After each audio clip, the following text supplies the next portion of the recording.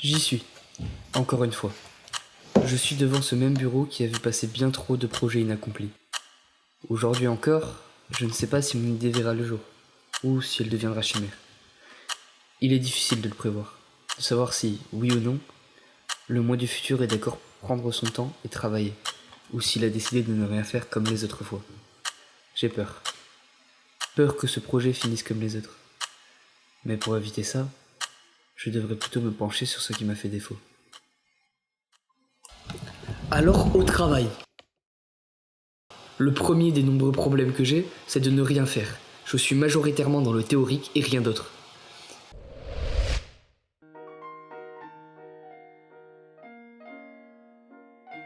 Aujourd'hui, je vais essayer de m'atteler à la conception physique de ce que je veux, et ce sans me donner d'excuses bidons.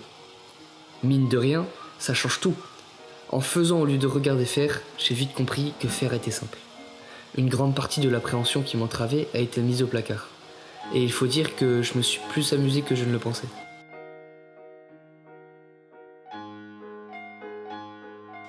Ma conclusion est donc la suivante, la théorie détruit la productivité. Maintenant, je suis libéré de mes chaînes. Enfin, c'est ce que j'aimerais pouvoir me dire.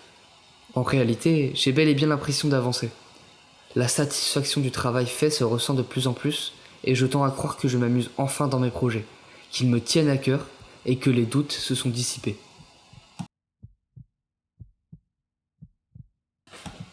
Pourtant, j'ai beau continuer à travailler, je ne suis pas complètement satisfait. C'est étrange, non ? Je voulais simplement travailler, mais voilà maintenant que je m'attarde sur la qualité de mon travail. Et je sens que cela pourrait m'empêcher de continuer le travail. Je me sens petit à petit dépossédé de ma motivation, de la discipline que j'ai construite autour de ce projet. Toute l'énergie que j'y ai mis semble avoir été gâchée pour quelque chose de médiocre, rempli de bavures, de problèmes et qui ne colle pas forcément à ma vision. Et c'est très désagréable. Ça donne envie de tout abandonner. Et dans ce cas, je comprends pourquoi je préférais ne rien faire. Je me protégeais de ma médiocrité. Je pense que j'avais raison.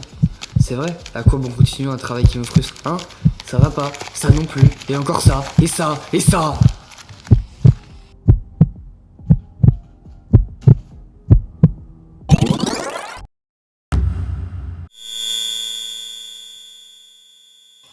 Stop, je dois me calmer.